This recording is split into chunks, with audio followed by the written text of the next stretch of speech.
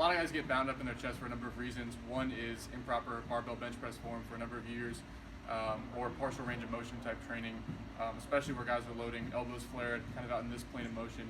So a lot of guys get very bound up, very tight tissue, holding a lot of neural tension through those tissues. So one way that we can release that that's a lot more effective than just using a lacrosse ball and kind of rolling it around, not really doing anything, is getting a partner to actually really release those tissues. So it's going to take a partner who can kind of feel around through the pec. Again, the pec has different attachments. It has a clavicular attachment on the bottom side of the clavicle. You've got an attachment up close to the humerus. You've got attachments closer to the sternum. But the tissue that gets really tight is kind of the pec minor tissue right in this spot right here. So his shoulder's right here, right in that pec minor. So as the partner, you're going to have them kind of feel around where that tissue is extra tense. You can feel if your finger just sinks in or if it's a little bit tenser tissue. What I'm going to do here is kind of poke him around a little bit, give him some decent pressure, and then ask him what type of pain that is. So if we get to a spot that's a 5, 6, 7 out of 10 pain, that's a spot we're going to have to focus on. If it's, usually it's not so bad for guys up here, it might be 2 or 3 out of 10 pain. Sometimes we'll find a really tight spot right in there, and he'll kind of give you verbal feedback how painful that is. So first we'll do a little bit of exploring, find where the tight spots are. Maybe it's through here, that's his tightest spot, maybe it's a spot over here. Wherever that is, the first part of the pec release is going to be elbow. If he can't absolutely take any weight with your elbow, then you can use your thumbs. But so the first part, the partner's going to stick their elbow just as if it were a lacrosse ball. But he's going to be fully relaxed through this, so it's better than a lacrosse ball. We're going to stick our elbow right in that tight spot. We're going to use the offhand to kind of stabilize that elbow. Okay, so first part, find that spot, sink in. Okay, we're going to go just so he's going to show you how much it hurts. But we're going to a 5 to 7 out of 10 pain. We don't want to give him a 10 out of 10 pain where he starts to clench up, protective, to try to protect that spot. We want to give him just enough so it's uncomfortable, but he can still relax through it. So I'm going to sink into that spot.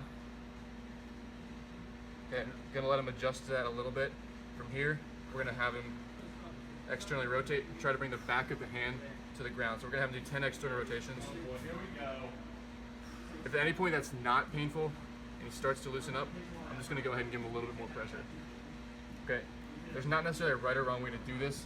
I can kind of adjust the angle, the pressure. I can go in a little bit from the side. And again, communication is probably the most important thing here, is letting him tell you where he's tight and how much pain he can handle right there. Yep. So he's really feeling it right at that last 10-20 degrees. Okay, so we might need to do 2-3 sets of 10 reps of external rotations. From there, if he's up for it, get back on that spot. Now he's going to go overhead into an angel. So he's going to try to get this hand up over his head. Do about 5 or 10 of those.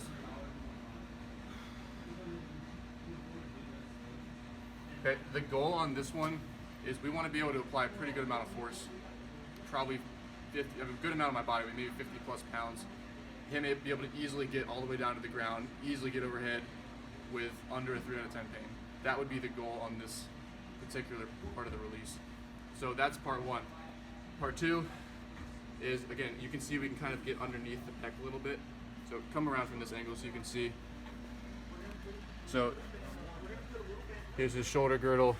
You can kind of get your thumb underneath the pec. So I kind of view it as dividing the pec into like 4 parts. So there's like part A, B, C, and then up high, D. So for this one, we're going to kind of be like, not necessarily pinching it, but grabbing the tissue at a low part. So this is lower pec, kind of grabbing, smashing that tissue, and we're going to take him through a diagonal pattern, going from thumb down to thumb up. So again, smashing that tissue and taking it through a lengthening range of motion. So this is an active release technique. So we can passively take him through it, then we can have him actively go through it. Again, 5 or 10 reps each. And if this will really crush some guys. If it does, maybe just do 5 reps of each, maybe go a little bit lighter, just 5 minutes total for the day. If this isn't so bad, you can go a little bit more. I can give a little bit more on this part. Kind of, again, communicating with him the whole time. So that would be part 1. Then we'll do a set, a couple reps, a little bit higher up on the pec. And you might find a spot where you can really feel like a tense ball of tissue. Like for him, it's kind of like shifting as he goes. He's got a tense ball of tissue in there. So I'm going to actively try to keep my pressure on that particular spot in the tissue as he goes through it. So maybe 5 there, 5 a little higher, 5 a little higher, placing emphasis on the particular spots that are the tightest, that give him the most pain. So if you absolutely cannot do this one, the alternative would be the pec barbell smash, where again, you can check out that video, but it's just a lacrosse ball taped or voodoo banded to a barbell. You can kind of do this on yourself and just add weight to the barbell, kind of work through the ranges of motion on your own. But again, this is infinitely better than just doing a lacrosse ball or even just doing the barbell smash on yourself. If you can have somebody to get in from different angles, to communicate with you, get in there with their finger. So again, this has been something that's super helpful for guys who are bound up through their pecs, who are holding a lot of neural tension through their pec minor.